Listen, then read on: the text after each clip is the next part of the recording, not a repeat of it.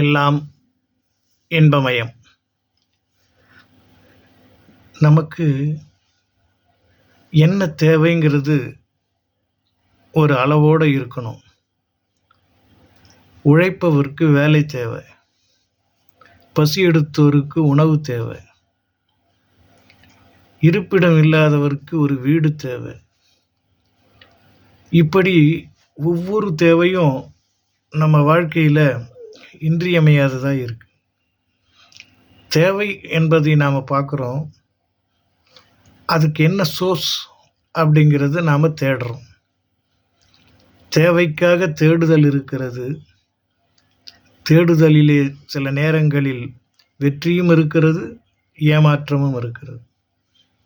இந்த உலக வாழ்க்கையில் ஏமாறாமல் தோல்வியுறாமல் வெற்றி பெறுவதற்கு என்ன வழி, அதுக்கு எது தேவை?